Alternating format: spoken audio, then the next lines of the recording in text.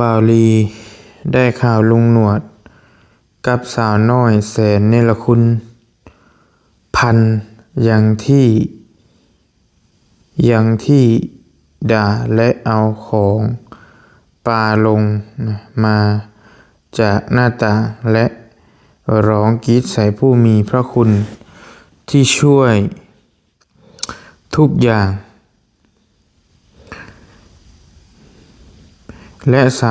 สาวชั่วพันนี้ที่บ่าวลีชมว่าดีนักหนาเผยธาตุ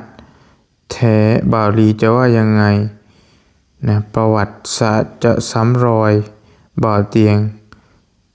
แล้วดีที่เป็นผู้หญิงถ้า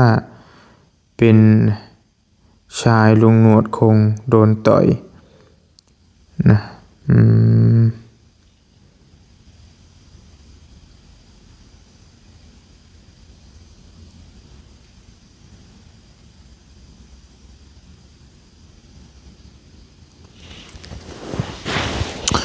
มี FC เพิ่นส่งมาให้หลายทานนี่อีกทานหนึ่งบ่าวลีดูคลิปลุงหนวดด่วนมีเหตุการณ์บ่าวเตียงสองเกิดขึ้นอีกแล้วแต่เป็นเด็กสร้างบ่าวลีเนรคุณช่วยเป็นเขียนมาลายอยู่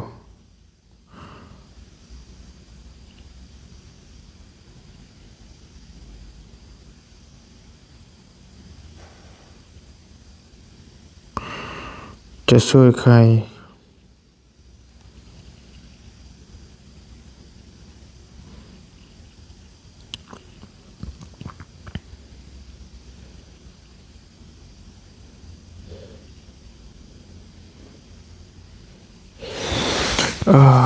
เนาะเดี๋ยวจะไปเบิ่งคลิปลุงหนวดก่อน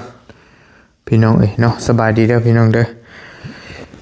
เดี๋ยวขอไปเบิ่งคลิปลุงหนวดก่อนหน่อยนึงมีพี่น้องเพิ่นส่งคอมเมนต์เข้ามาเลยโอ้ยเกิดเรื่องอีกแล้วนี่เนาะเบิ่งก่อนเป็นอะไรแท้มีแต่เรื่องแต่ราวแท้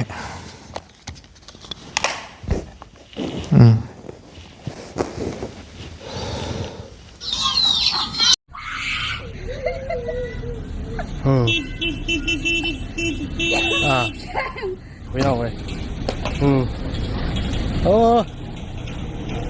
ตะแม่นทันไม่เอาเลยแกงไว้แกงกันแกงนี่ลงมาเฮ้ยเนาะแสดงว่าปรับสถานการณ์บ่ได้พี่น้องเลยเขาก็บ่ได้ให้บ่ได้เกลียดพันดาวแบบเวลาก็ผิดเฮาก็ยอมรับว่าผิดบ่ได้และผิดบ่ผิดแสดงการยามารยาทที่ว่าแกงนู่นนี่ลั่นลงมาใส่เฮานี่มันถูกหมายความว่านี่ลบกล้องแล้วพี่น้องเลยโอ้ความผิด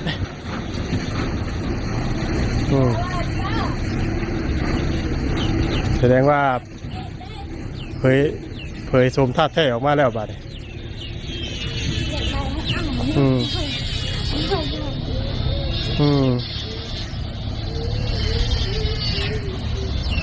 แข่งกระตามนางฮะแข่งน้องคนเนี่ยเอาใส่แล้วเป็นงานว่าผมเป็นร้านว่าเป็นร้านเท่ากับท่านอยู่เรื่องของตัวใช่ปัญหาถอดอะไรแล้วก็ถอดผ่านตีกับแป้เวลาเมื่อตีกับแป้ใช่ไหม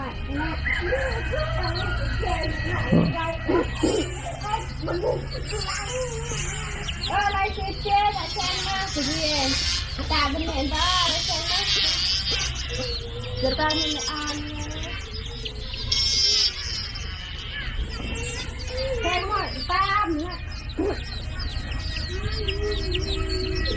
แล้วถอดเป็นผู้อาชีพมันจะคือถอดเลยแค่นี้เลยเราถอดกันแล้วแช่งได้สิเดี๋ยวได้แขกอันไหนเนี่ยกระดาษอะไรเสียงโดนนิ่ง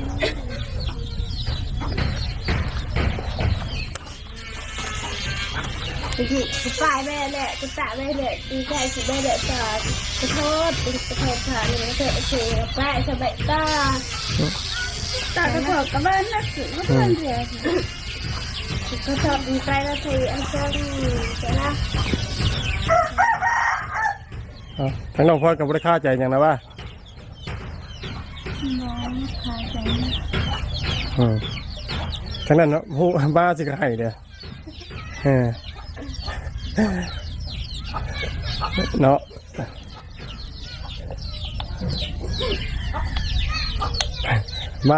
มาฮอดเฮือนให้เด้อพี่น้องเอ้ยแกล้งไว้แกล้งกันแกล้งนี่ลงมาเอ้ยเนาะ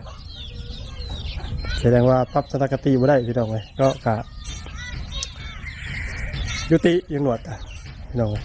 เขาบ่ขายบ่หายบ่เขียนน้องคุณเขาเป็นเขาเป็นแม่เขาก็บ่ได้เคยบ่ได้เขียนพันดอกแบบเวลาก็เขียนเอาไปย้ำ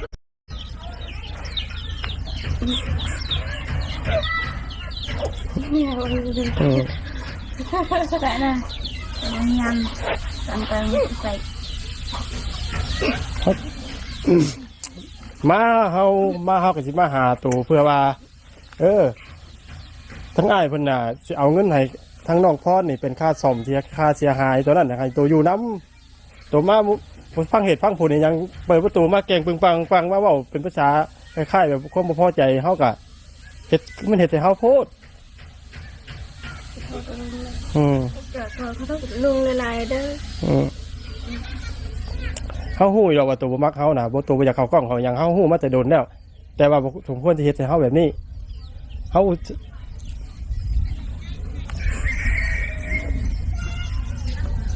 เห็นแบบนี้เฮาก็บ่อยากไว้เด้เฮาก็ตักเตือนมาบอกกันหลายรอบแหละก็ยังบ่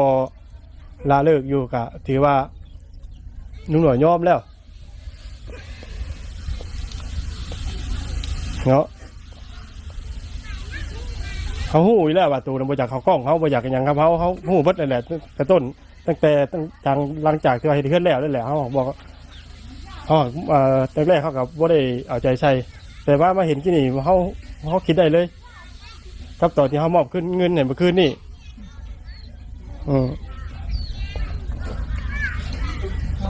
เขากับโบมันเป็นไรครับเดี๋ยวสิเนาะยังเขากะมาให้แต่ผลท้ายมาบ่มีกลายว่าเขาเป็นคนเขาบ่มีความดีต่อน้องเขาก็ถอยห้องก็ลุงหลายๆเด้อบ่แม่นถึงที่ลุงคิดแบบนั้นเขามาเนี่ยเขาก็บ่ได้ว่าสิเอามาตัวมานั่งคุยกันตับเพื่อว่าจะให้ตัวให้เครียดกันบ่แม่นเขามาแค่ว่าทั้งผู้ใหญ่เพิ่นหรือว่าอ้ายเพิ่นน่ะฮู้ว่ารถมันเป็นได้ไหนแหละเพิ่นก็เลยอยากให้เฮานี่เอาเงินมาให้ทั้งน้องพรที่ว่าค่าซ่อมหันกับรวมบ่หลายดอก1-2 นี่แหละพวกค่าเสียเวลาน้องเพิ่นเนาะเพื่อเฮาก็อยากให้ทั้งน้องพันอยู่เป็นพยานหลักฐานนำกันเนาะนี่เฮามาฮอดบ่ทันทำผิดแหละบ่ยอมรับผิดแก้ตัวเลื่อนลอยไถไปเรื่อยๆแหละแบบนั้นน่ะคนอื่นเขายิ่งมองตัวเองไปในทางที่บ่ดีอีกเด็ก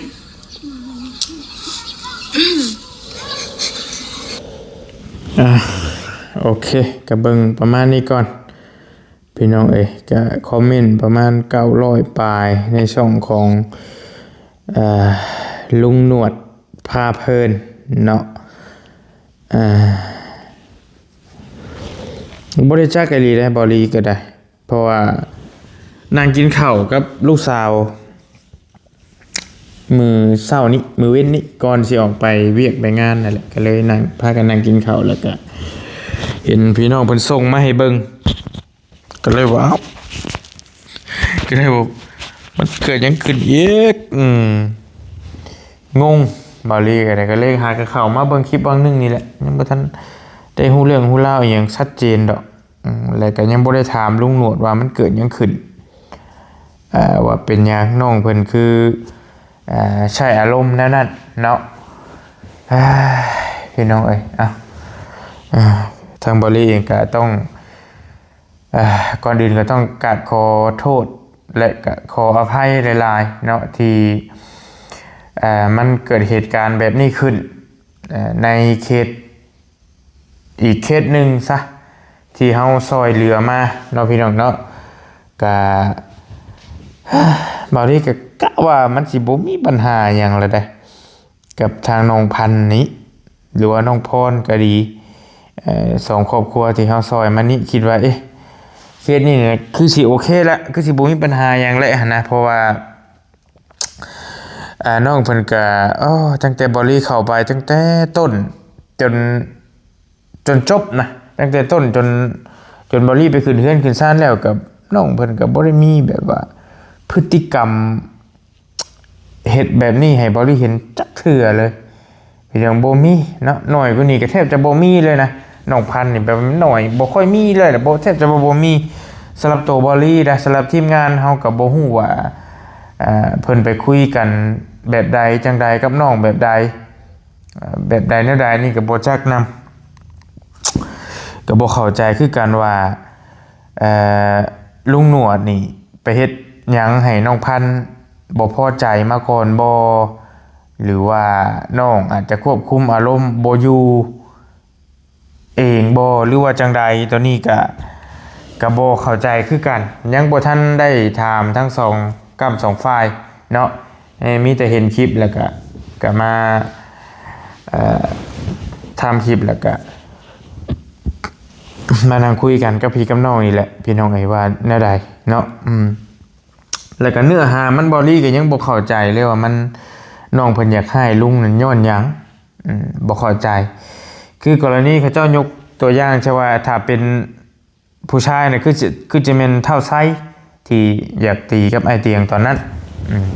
อยากตีไอเตียงน่ะ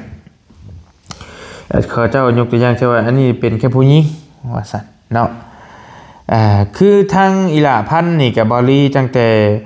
เริ่มต้นจนจบเลยแล้วก็เฮ็ดเฮือนปรับขึ้นเฮือนแล้วก็บอลี่เดี๋ยวนะนึกก่อนบ่ได้ไปเลยเมื่อขึ้นเฮือนนั่นก็รู้สึกว่าบ่ได้ไปเลยไปหานางพันธุ์ขึ้นเฮือนแล้วก็แล้วเลยเป็นเดือน2เดือนแล้วบ่ได้ไปหาเพิ่นตั้งแต่ขึ้นเฮือนแล้วน่ะแล้ววันนี้แล้วก็ทางลุงหนวดกับ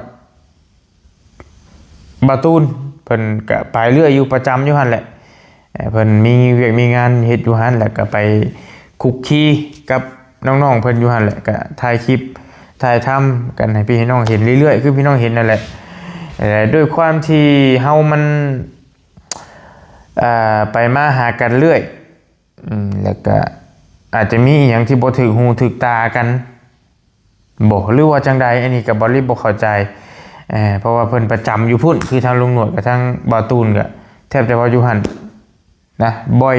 คือยกตัวอย่างเช่นบอลลี่ตอนนี้ก็อยู่เพื่อนน้องบุญทวีเรื่อยๆอยู่แทบจะว่าเกือบทุกมื้อน่ะไปหั่นก็ได้แล้ววันนี้แล้วก็บอลลี่ก็ยังบ่ได้ถามเพราะว่าหากเห็นคลิปวังบ่ายนี้แล้วก็บอลลี่ฟ้าวไปยังบ่ทัน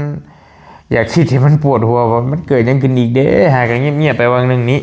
เรื่องราวแบบนี้นะคือพี่น้องว่า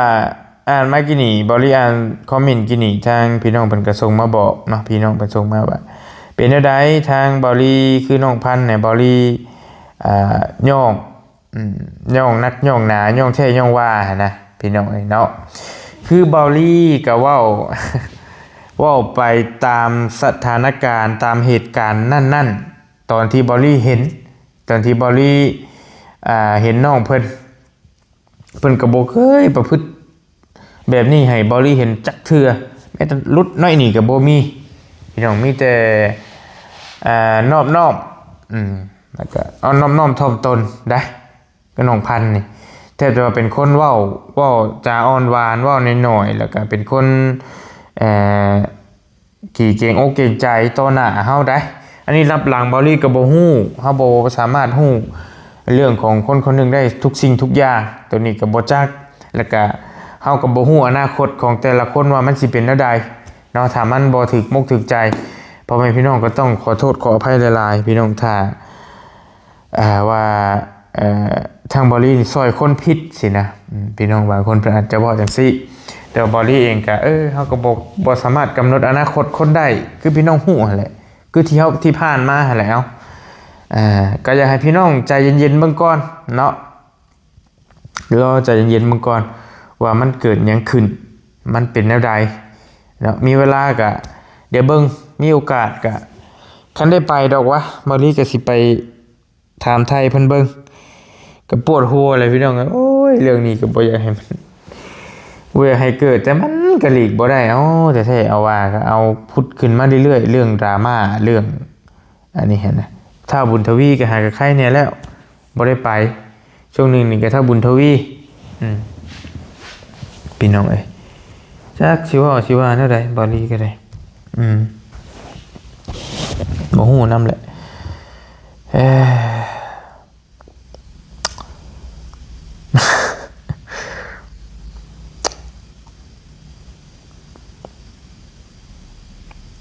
ปกตินี่ลูกหลานไม่เฒ่าลูกหลานไม่ตู้นี่สิเป็นคนที่คือพี่น้องเห็นนั่นแหละคนที่อ่อนน้อมถ่อมตนมีกิริยาวาจามารยาทนี่ได้เบิดเนาะตามที่บริไปสัมผัสมาที่ว่าครอบครัวน้องพรน้องพันธุ์นี่ก็เติบหนึ่งอยู่เรื่องมารยาทแล้วก็เรื่องเว้าเรื่องจาก็ได้เบิดเลยได้เบิดอยู่ได้ตามที่บริไปเฮาก็ชมหลายคนก็ย่องแล้วหาก็มาเห็นน้องเพิ่นนี่แหละในคลิปทางลุงหนวดเพิ่นก็บ่ฮู้ว่ามันเกิดหยังขึ้นมีเวลาก็สิไปถามไทยกันเบิ่งเนาะสิถามทั้งลุงหนวดพร้อมสิถามทั้งน้องพันธุ์พร้อมหรือว่าน้องพันธุ์นี่อารมณ์เสียบ่อารมณ์เสียทางอื่นมาแล้วพอดีลุงประสบลุงหนวดไปหาแล้วก็เลยอดบ่ได้อดบ่ล้นทนบ่ไหวแล้วก็เลยอารมณ์เสียใส่เนาะคล้ายๆไอ้เตียงไปหาเท่าไส้นี่เพิ่นก็บ่เข้าใจว่าเฮาไปซิกซี่เข้าไปตื้อเข้าไปเว้าเรื่องเก่าบ่แล้วบ่เลิกบางคนก็ควบคุมอารมณ์บ่ได้ก็สิเป็นไปได้เนาะเพราะว่าในการถ่ายคลิปของเฮาแต่ละคนก็คือยกตัวอย่างเช่นบอลลี่ไปถ่ายน้องบุญทวีนี่ก็ถ่ายเรื่อยแต่ก็ถ่ายบ่อยๆมือนึงนี่ถ่ายหลายคลิปเนาะก็เว้ากันตรงๆนี่แหละถ่ายหลายคลิปอัปเดตไปความคืบหน้าไปแต่ละขั้นแต่ละตอนก็คือเฮ็ดเรือนเฮ็ดซ่านนี่นะอัปเดตไปเฮาก็ถามไทยก็ต้องคุยน้ำกันก็ต้องคุยคลิปน้ำกันคุยกันต้องเว้าน้ำกันและมือนึงหลายคนและบางคนก็ถามซิกซี่ถามลบไปลบมาแต่เรื่องเก่าเรื่องเดิมบางทีเจ้าของเพื่อนหรือว่ายกตัวอย่างเช่นบุญทวีบอสายฟ้าบอสินะเขาก็อาจจะเมื่อยแล้วก็อารมณ์เสียได้เนาะคือกรณีน้องพันธุ์นี่ก็ถูกสัมภาษณ์เรื่อยแล้วก็ถือว่าหลายเดือนเติบได้ตั้งแต่เริ่มต้นมาแต่ว่าก็บ่หลายคนปานใดช่วงนั้นก็มีแต่บอลลี่ที่ไปสัมภาษณ์น้องเพิ่นเรื่อยแล้วก็ทางลุงหนวดนี่ก็เรื่อยทางบ่ตูนมายาวนี่ก็ห่างๆแต่เรื่อยอีนี่คือบอลลี่กับลุงหนวดแต่ลุงหนวดสิหลายก็บอลลี่ด้วยซ้ำเพราะว่าช่วงนั้นหาบอลลี่ไปบ่ได้รถจักร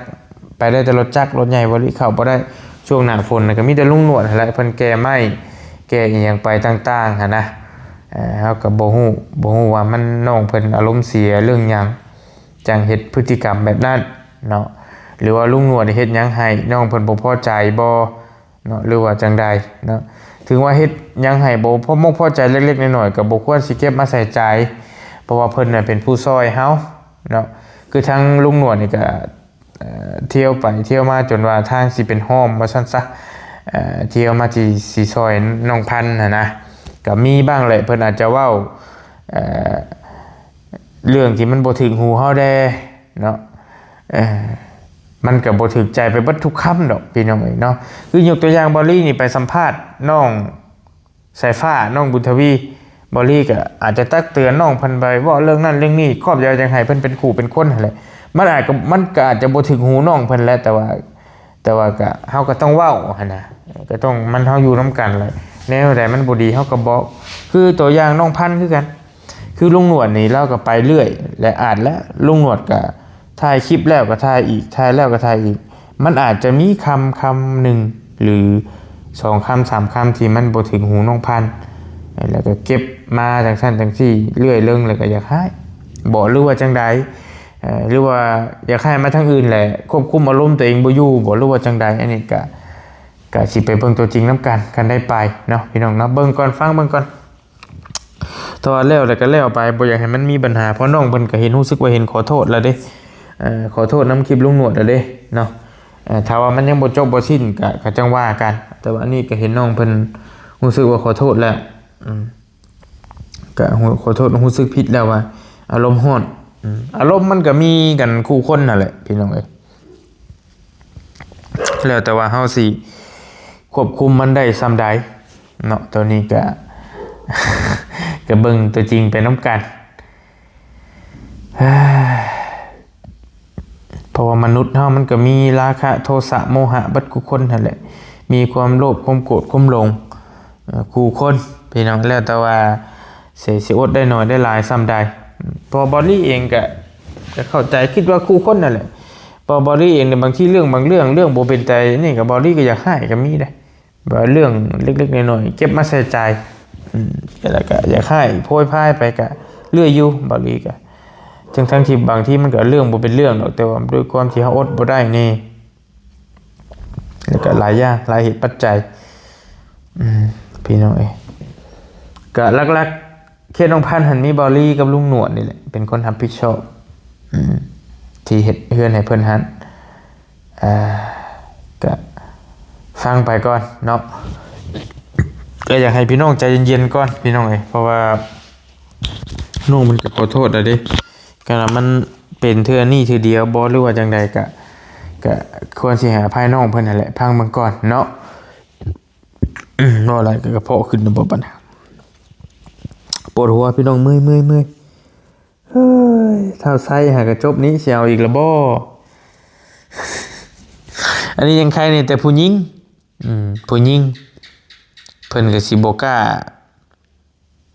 ใส่ความรุนแรงกับเฮาปานใดผู้หญิงเด้อาจจะใช้ด้วยกิริยา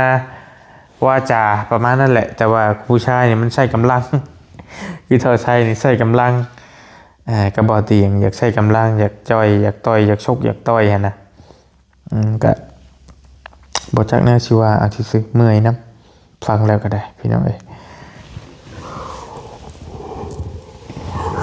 ก็แล้วก็อยากนอนเมื่อยแล้วไปหาพักผ่อนก่อนพี่น้องเอ้ยเนาะ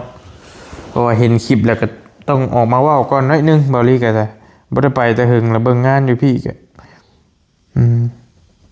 บ่ได้เข้าไปหาเพิ่นแท้โดนเลย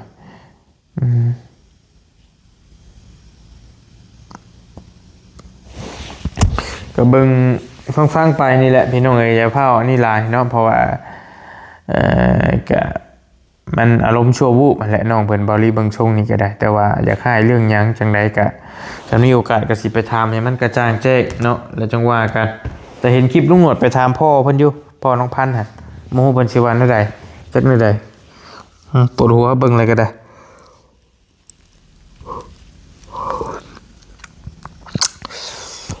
พี่น้องปะมีแต่ขอโตไปพักไปพ่อนก้อนบอลลี่กะแล้วจังว่ากันคือบอลลี่ว่าหั่นแหละว่าเคสแต่ละเคสนี่เฮาบ่ฮู้ว่าเพิ่นเป็นจังไดแต่ว่าในเมื่อเฮาไปถ่ายคลิปถ่ายทำแล้วผู้ใหญ่เพิ่นสงสารแล้วก็น้องเพิ่นก็กิริยามารยาทดีในช่วงที่เฮาไปฮะแล้วก็บ่ได้มีหยังแทบจะบ่มีหยังตำหนิได้เลยนะเนาะแล้วพอเวลาผ่านไปมันเป็นจังซี่ก็บ่จักได้สิว่านำเลยบาลีก็ย่าแล้วพี่น้องเอ้ยอารมณ์คนเฮามันมีคู่คนเฮาซอยแล้วก็แล้วไปส่วนซอยแล้วก็ได้บุญได้ทานไปแล้วตอนนั้นก็บ่มีปัญหาหยังดอกเนาะเป็นเรื่องเล็กน้อยถ้าเฮาสิคิดเป็นเรื่องเล็กน้อยก็ได้เพราะว่าเรื่องตีเรื่องฆ่าเรื่องฟันเรื่องด่าเรื่องปล่อยกันมันมีกันเป็นประจำเนาะแล้วแต่ว่าสิไผสิอดทนได้ส่าใดแล้วจังว่ากันพี่น้องอยู่ดีมีเฮงโชคมาร่ำรวยเด้อเนาะแล้วจังว่ากันบอลี่ขอตัวไปพักไปพรก่อนบ๊ายบายเมื่อยแล้วพี่น้องเอ้ย